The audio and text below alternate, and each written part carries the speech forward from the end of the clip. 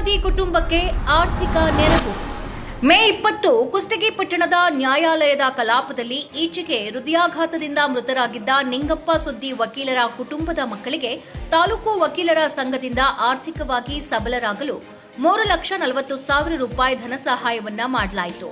ಈ ಸಂದರ್ಭದಲ್ಲಿ ಹಿರಿಯ ಶ್ರೇಣಿ ನ್ಯಾಯಾಲಯದ ನ್ಯಾಯಾಧೀಶ ಮಂಜುನಾಥ್ ಆರ್, ಹೆಚ್ಚುವರಿ ಸಿವಿಲ್ ನ್ಯಾಯಾಲಯದ ನ್ಯಾಯಾಧೀಶ ಮಹಾಂತೇಶ್ ಚೌಳಗಿ, ವಕೀಲರ ಸಂಘದ ಅಧ್ಯಕ್ಷ ಎಚ್ಆರ್ ನಾಯಕ್, ಕಾರ್ಯದರ್ಶಿ ಶಶಿಧರ್ ಶೆಟ್ಟರ್, ಹಿರಿಯ ವಕೀಲರಾದ Sharanappa Bookanakatti, Shekhar Teelgar, MH Gode, Basavaraj Idlapura, Kalakanagouda Tavaragera, Raju Patil, Shivakumar Dodmani, Yamanurappa Pujar, Rajendra Mulimani, KV Ashrith, P Ramesh Mariyappa, Lingadahalli, Mallikarjun Konasagara, Doddanagouda Patil ಇನ್ನಿತರರು ಉಪಸ್ಥಿತರಿದ್ದರು.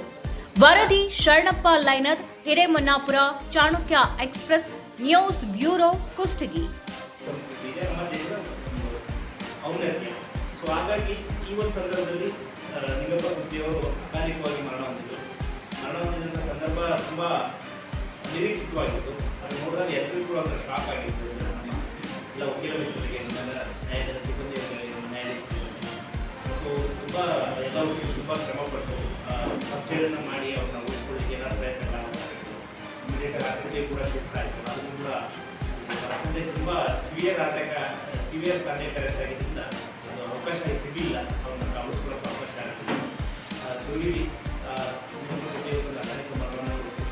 ಅಂಥ ಸಂದರ್ಭದಲ್ಲಿ ಅವರ ಕುಟುಂಬದವರಿಗೆ ಅವರ ಅಗಲಿಕೆಯನ್ನು ಭರಿಸುವಂಥ ಶಕ್ತಿನೇ ಅಗಲಿಕೆಯನ್ನು ಭರಿಸುವಂಥ ಶಕ್ತಿ ಇರೋದಿಲ್ಲ. ಅಂಥ ಸಂದರ್ಭದಲ್ಲಿ ಆರ್ಥಿಕವಾಗಿ ಕೂಡ ಅವರು ತುಂಬ ಸಂಕಷ್ಟದಲ್ಲಿದ್ದರು. ಕುಟುಂಬದ ನಿರ್ವಹಣೆಗೆ ಎಲ್ಲದಕ್ಕೂ ಕೂಡ ಅಂತ ಗೊತ್ತಾದ ನಂತರ ನಾವೆಲ್ಲರೂ ಸೇರಿ ಎಲ್ಲ ವಕೀಲ ಸಂಘದ ಮಿತ್ರರ ಜೊತೆ ಹೊರಗಿನ ಎಲ್ಲ ವಕೀಲರು ಕೂಡ ಒಂದು ತಮ್ಮ ವಕೀಲ ಬಂಧು ಒಬ್ಬರು ಈ ರೀತಿ ಅಕಾಲಿಕ ಮರಣ ಹೊಂದಿದ್ದಾರೆ, ಅವರಿಗೆ ಸಹಾಯ ಮಾಡಬೇಕು ಅನ್ನೋ ಒಂದು ಮನಸ್ಸಿಗೆ ನಾವೆಲ್ಲರೂ ಕೈ ಜೋಡಿಸಿ ಇಷ್ಟು ಹಣವನ್ನು ಒಗ್ಗೂಡಿಸಿ ಸೊ ಅದನ್ನು ಅವ್ರಿಗೆ ಇವತ್ತು ತರಿಸುವಂಥ ವ್ಯವಸ್ಥೆ ಮಾಡಿದ್ದ.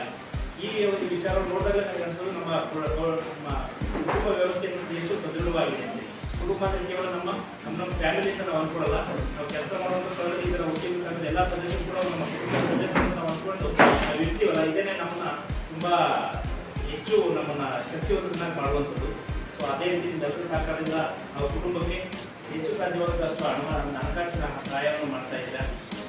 ಈಗ ಅವರ ಪತ್ನಿಯವರು ಕೊಟ್ಟಂಥ ಅರ್ಜಿ ಮೇರೆಗೆ ಅವ್ರು ನಡೆಸ್ತಾ ಇದ್ದಂಥ ಪ್ರಕರಣಗಳಲ್ಲಿ ಕೆಲವೊಂದಿಷ್ಟು ಹಣವನ್ನು ಮುಂಗಡವಾಗುವಂಥದ್ದಿದೆ.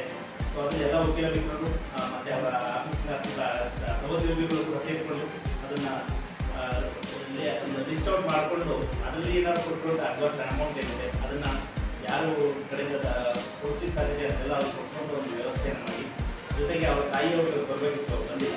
ಸೊ ಅವರು ಕೂಡ ಮತ್ತೆ ದಿನಗಳಲ್ಲಿ ಕರೆಸಿ ಒಂದು ಅದು KSBC ಕಡೆಯಿಂದ ಬರುವಂಥ ಹಣ ಏನಿದೆ ಅದನ್ನು ಸೂಕ್ತವಾದಂಥ ರೀತಿಯಲ್ಲಿ ತಾಯಿಯವ್ರಿಗಾಗಿರ್ಬೋದು ಅಥವಾ ಅವರ ಪತ್ನಿ ಮತ್ತು ಮಕ್ಕಳಿಗಾಗಿರ್ಬೋದು ಯಾವ ರೀತಿಯಲ್ಲಿ ಅದನ್ನು ಕೊಡಿಸಲಿಕ್ಕೆ ಸಾಧ್ಯತೆ ಇದೆ ಅದನ್ನು ಅಸೋಸಿಯೇಷನ್ ಕಡೆಯಿಂದ ಒಂದು ತಾಯಿಯವ್ರನ್ನ ಕರೆಸಿ ಮಾತಾಡಿ ಮುಂದಿನ ಅವ್ರನ್ನ ಕರೆದಾಗ ಹಣ ಕೊಡುವಂಥ ಸಮಯದಲ್ಲಿ ಅವ್ರನ್ನ ಆ ವಿಚಾರವನ್ನು ಕೂಡ ನಿಷ್ಕರ್ಷ ಮಾಡಿಕೊಂಡು ಅನಂತರ ಅದನ್ನು ಕೊಡುವಂಥದ್ದು ಸೂಕ್ತ ಅಂತ ನನ್ನ ಅಭಿಪ್ರಾಯ. ಯಾರೆಲ್ಲ ಅವರ ಕುಟುಂಬದವ್ರ ಮಧ್ಯೆಯಾಗಿ ಅವರ ತಾಯಿಯವರ ಮಧ್ಯೆಯಾಗಿ ಯಾವುದೇ ರೀತಿ ವಿವಾದಗಳು ಉಂಟಾಗದಿರೋ ರೀತಿಯಲ್ಲಿ ತಾವೆಲ್ಲರೂ ಸ್ವಲ್ಪ ಅವ್ರ ಬುದ್ಧಿವಾದವನ್ನು ಹೇಳಿ ಅವ್ರಿಗೂ ಕೂಡ ಒಮ್ಮತದಿಂದ ಆ KSBC ಬರುವಂಥ ಹಣವನ್ನು ತರಿಸುವಂಥ ವ್ಯವಸ್ಥೆ.